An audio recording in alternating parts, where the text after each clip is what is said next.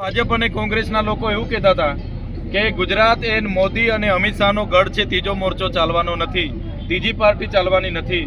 આજે આમ આદમી પાર્ટી પૂરા ગુજરાતમાં દોડે છે અને આમ આદમીને જે પ્રકારે સમર્થન મળ્યું છે એ પ્રકારે તમે જોતા હશો કે આજે ગુજરાતમાં મજબૂત વિપક્ષ તરીકે આમ આદમી પાર્ટી છે। તમે હમણાંના સર્વે પણ જોતા હશો કે બીજા નંબર પર આમ આદમી પાર્ટી છે, ત્યારે આમ આદમી પાર્ટી કોઈની સાથે પણ તાલુકા જિલ્લામાં ગઠબંધન કરવાની નથી।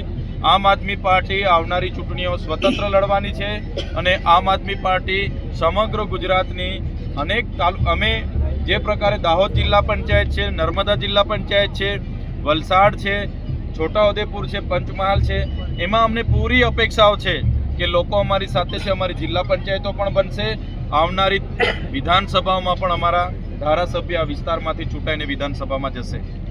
ને તમે દાહોદ જિલ્લાનો વિકાસ કઈ રીતે દેખો છો? દાહોદ જિલ્લાનો વિકાસ આજે રૂંધાઈ ગયો છે। આજે દાહોદ જિલ્લો એ દેશના અતિ પછાત જિલ્લાઓમાં દાહોદની ગણના થાય છે।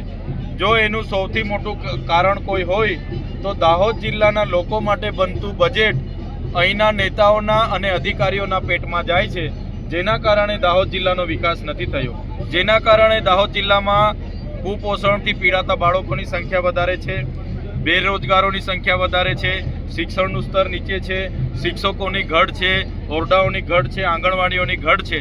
આ તમામ બાબતોમાંથી દાહોદ જિલ્લાને કાઢવું હશે તો આમ આદમી પાર્ટી આવનારા દિવસોમાં આવે સત્તામાં तो दाहोद जिला ने न्याय મળશે એવું અમે સ્પષ્ટ માનીએ છીએ। दाहोद जिले के अंदर एक कथन बहुत लोकप्रिय हो रहा है और उसमें चर्चाएं बहुत हो रही है, जो कि आम आदमी पार्टी ने इस बार दिया है, ना बेटा का और ना बाप का, इस बार गुजरात आपका। तो इसके बारे में क्या कहो? ना बेटाનું ના બાપનું, ગુજરાત આપનું। ગુજરાતમાં અને દેશમાં નેતાઓના પરિવારવાળા જ લડે, એનો છોકરો હોય, એનો ભાઈ હોય એ જ લડે। દાહોદમાં બી સાંસદ હોય તો એનો ભાઈ જ ધારાસભ્ય બી લડે। અમારામાં એવું નથી। આમ આદમી પાર્ટી બધા જ લોકોને મંચ આપે છે, બધા જ આવો એક પરિવારની જેમ સાથે મળીને આપણે લડીશું।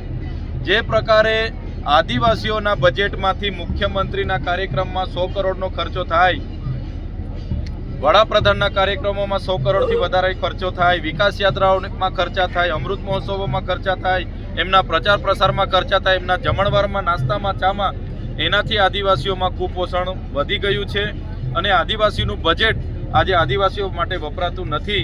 એટલા માટે આવનારા દિવસોમાં અમે પરિવર્તન ઈચ્છીએ છીએ અને અમે સ્લોગન આપ્યું છે, ન બેટાનું ન બાપનું, ગુજરાત હવે આપનું। આપ એટલે આપણે બધાનું ગુજરાત, એટલે આવનારા દિવસોમાં પરિવર્તન આવશે। નાંઢેલાવ ગરબાડા ખાતે આમ આદમી પાર્ટીની પરિવર્તન સભા મળી અને આજની આ પરિવર્તન સભામાં ભાજપ, કોંગ્રેસ, બાપ પાર્ટી અને અન્ય સંગઠનોમાંથી ઘણા આગેવાનો પણ આમ આદમી પાર્ટીમાં જોડાયા છે, એમનું અમે સહર્ષ સ્વાગત કરીએ છીએ। જે પ્રકારે હજારોની સંખ્યામાં જનમેદની અહીંયા ઉમટી હતી એ પુરવાર કરે છે, સાબિત કરે છે કે આવનારી તાલુકા જિલ્લા પંચાયતોમાં તમામ લોકો આમ આદમી પાર્ટી સાથે છે અને આમ આદમી પાર્ટીને દાહોદ જિલ્લા પંચાયત હોય કે તમામ તાલુકા પંચાયતો એમાં આમ આદમી પાર્ટી સ્વતંત્ર લડશે અને સ્વતંત્ર જીતશે, એ આજે જનમેદની પરથી સાબિત થાય છે।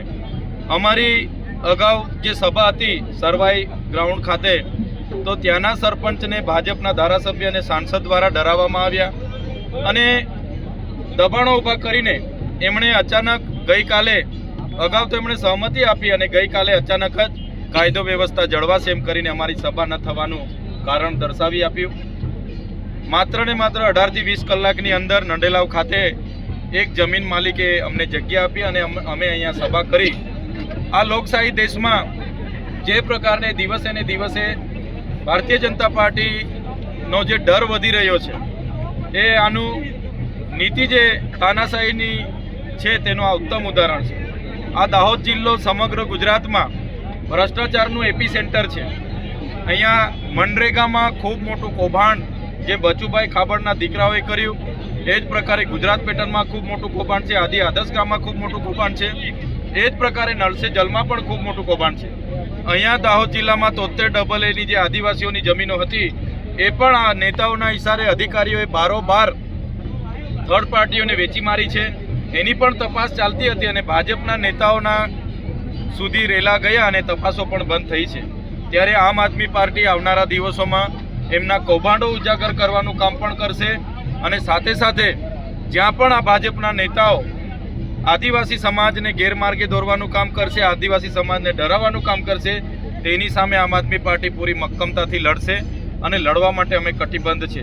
ત્યારે સભા ન થવા દેવાનું માત્ર ને માત્ર કારણ અમને એવું લાગી રહ્યું છે કે આદિવાસી સમાજ હોય, ઓબીસી સમાજ હોય, કોળી સમાજ હોય કે દલિત પીછડા વંચિત સમાજ હોય, એ ત્યારે એસઆઈઆરની વાત કરે, યુસીસીની વાત કરે, યુજીસીની વાત કરે, બંધારણીય અધિકારોની વાત કરે, સામાજિક અધિકારોની વાત કરે અને પોતાના બજેટની વાત કરે. સંખ્યામાં લોકો ઉપસ્થિત રહ્યા અને અમારી સાથે પણ જોડાયા છે. એ બતાવે છે કે આવનારા દિવસોમાં તાલુકા, જિલ્લા પંચાયત, નગરપાલિકા અને આવનારી વિધાનસભામાં દાહોદ જિલ્લામાં આમ આદમી પાર્ટી ધીરે ધીરે હવે મજબૂત થઈને આગળ વધી રહી છે. जो 4 सरपंच थे उनका कहना था शांति भंग, तो शांति भंग का क्या तात्पर्य? यहाँ पर भी आप लोगों ने शांति से ये प्रोग्राम किया है, ये प्रोग्राम वहाँ पर भी आप कर सकते थे. આપને તમે બધાએ જોયું હશે કે આ લોકશાહી દેશમાં લોકશાહીનું હનન થાય છે.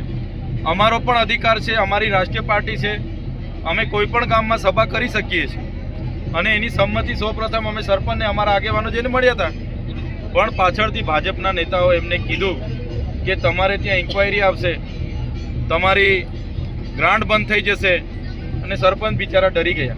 અમે સમજી શકીએ છીએ એમના પર કેવી દબાણો લાવ્યા હશે, પણ હું અભિનંદન આપું છું ગરબાડાની ટીમને કે માત્ર ને માત્ર 18 કલાકમાં એમણે તાત્કાલિક બીજું ખેતર સાફ કરાવ્યું, એ ખેતરમાં મંડપ ખસેડ્યો.